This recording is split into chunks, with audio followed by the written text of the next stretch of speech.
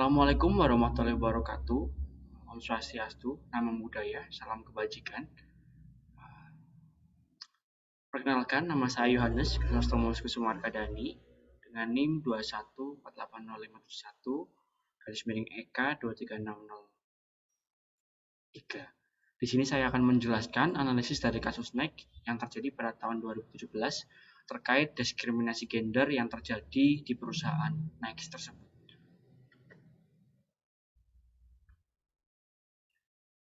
Di sini, pertama saya akan menggunakan metode empathy map, di mana saya akan menjelaskan mengenai apa saja yang dialami oleh karyawan yang terdampak oleh diskriminasi gender tersebut. Yang pertama di bagian think and feel. Tentunya sebagai karyawan NIKE akan merasa kecewa, sedih, takut, dan khawatir akan apa yang akan terjadi dan dialami oleh dirinya. Hal ini juga akan membuat mereka berpikir bahwa perusahaan tidak memiliki urgensi terhadap diskriminasi gender yang terjadi di perusahaan mereka. Lalu mereka juga akan menimbulkan pemikiran mereka akan mengundurkan diri dari perusahaan sebagai salah satu cara yang lebih efektif atau lebih baik bagi diri mereka. Dan tentunya mereka juga akan berpikir bahwa karir dalam berkarir di perusahaan NIKE akan mengalami kesulitan untuk mendapatkan jabatan-jabatan yang lebih strategis.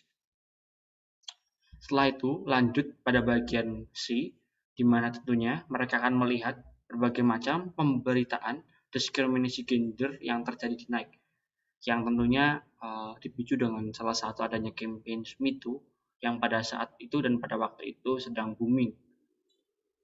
Lalu mereka juga akan melihat banyak orang yang komplain terhadap pihak manajemen yang menganggap bahwa kasus diskriminasi ini merupakan suatu hal yang biasa dan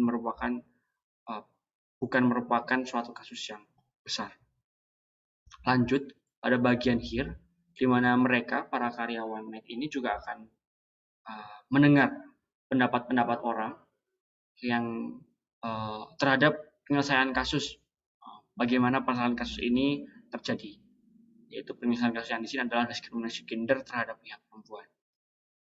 Tentunya mereka juga akan mendengar pemberitaan buruk terhadap manajemen NIKE, berita-berita di mana manajemen tidak melakukan suatu adanya tindakan terhadap budaya diskriminasi yang sedang terjadi di dalam perusahaan NIKE itu sendiri. Lalu saya lanjutkan pada bagian do dan say, di mana tentunya para karyawan akan melakukan komplain terhadap NIKE terkait diskriminasi gender yang terjadi di perusahaan itu sendiri. Berbagai macam karyawan juga turut serta untuk mengungkapkan atau mengaspirasikan apa yang mereka alami ketika mereka sedang bekerja di dalam perusahaan NIKE yang tentunya terdapat diskriminasi di sana. Lalu mereka juga akan menolak dengan tegas budaya yang ada dalam perusahaan NIKE. Hal ini juga berdampak bagaimana NIKE membuat suatu budaya yang terdapat adanya diskriminasi gender di sana. Lalu beberapa pihak juga memungkinkan untuk memilih keluar dari NIKE, di mana mereka merasa kalau NIKE ini sudah tidak memiliki rasa untuk menyelesaikan masalah yang sedang ada. Lalu kita kembali ke pain dan gain yang dialami oleh karyawan itu sendiri.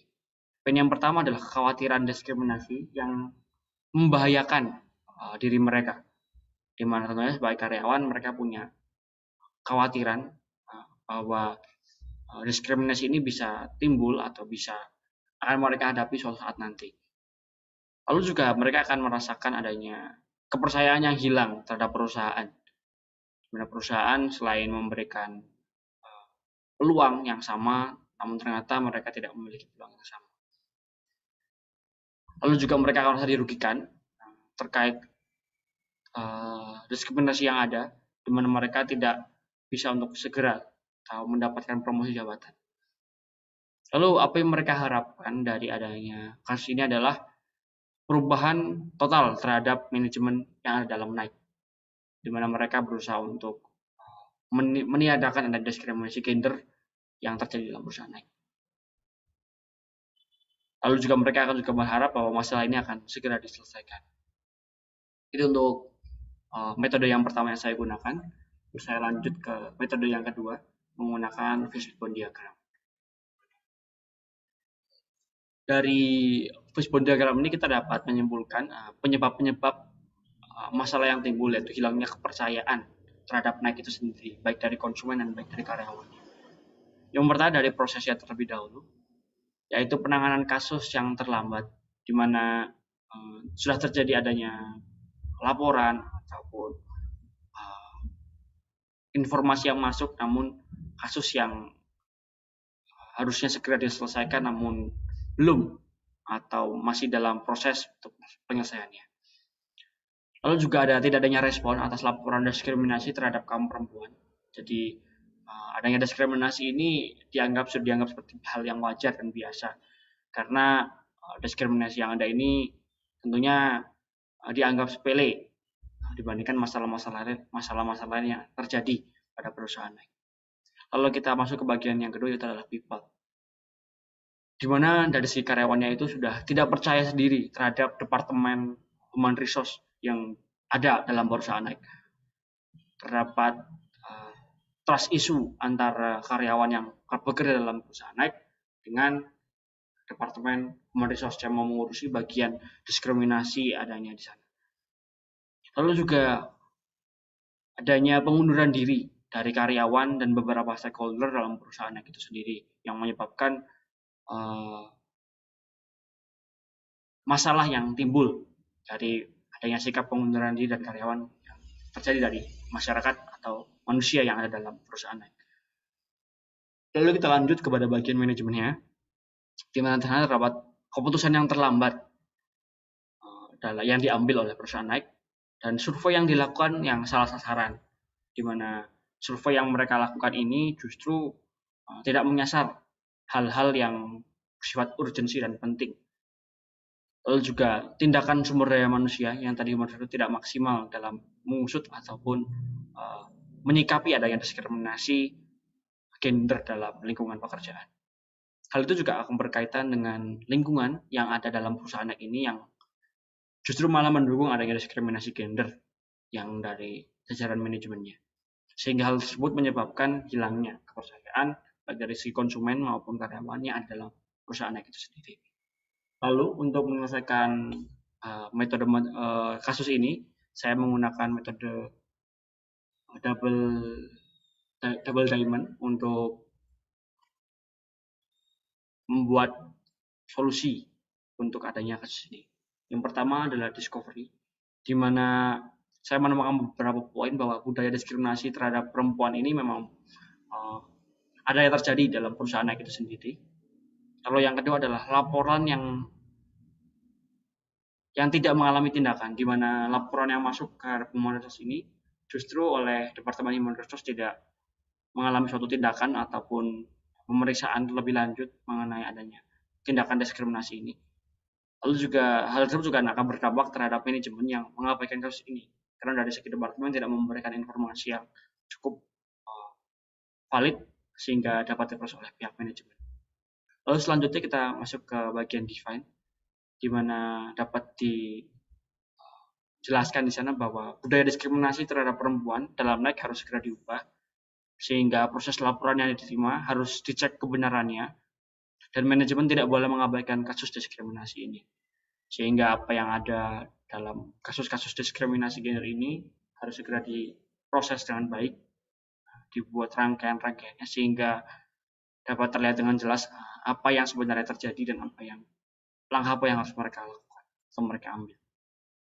Lalu masuk ke tahap develop, di mana tentunya diperlukan adanya perubahan budaya dan penghilangan diskriminasi gender yang terdapat dalam perusahaan Nike. Lalu adanya pemecatan terhadap pegawai yang terbukti melakukan diskriminasi terhadap gender. Lalu juga diperlukan adanya merombak jabatan-jabatan struktural yang membuat kejadian serupa tidak terulang kembali. Lalu diperlukan adanya pembuatan divisi baru yang khusus untuk wanita, di mana wanita dapat menyampaikan ataupun wanita di sini dapat bekerja secara maksimal dengan fokus utamanya adalah produk yang menyasar segmentasi perempuan, sehingga perempuan di sana dapat dilibatkan lebih intens dan lebih banyak agar perempuan juga dapat berkontribusi dalam perusahaan lagi. Lalu yang di bagian terakhir ada di bagian deliver, di mana perubahan budaya dengan penerapan budaya baru yang harus segera naik lakukan, sehingga budaya yang positif tentunya juga akan mendukung kinerja dari berbagai macam karyawan yang ada, dan tentunya juga akan berdampak ke hal-hal lainnya.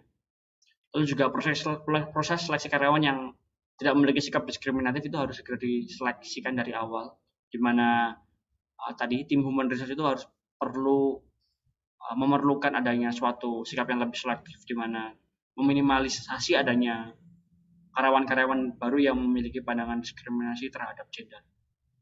Lalu juga pembuatan divisi khusus untuk memperkerjakan wanita lebih banyak. Seperti yang tadi sudah saya sampaikan di bagian develop bahwa alangkah lebih baik apabila Nike memiliki divisi yang bisa memperkerjakan wanita lebih banyak, sehingga mereka dapat melakukan tindakan di sana, dapat lebih berpotensi untuk mendapatkan jabatan yang lebih tinggi secara adil. Karena di sana diperlukan wanita yang sama dan menghilangkan adanya diskriminasi gender. Sekian dari saya. Terima kasih. Assalamualaikum warahmatullahi wabarakatuh.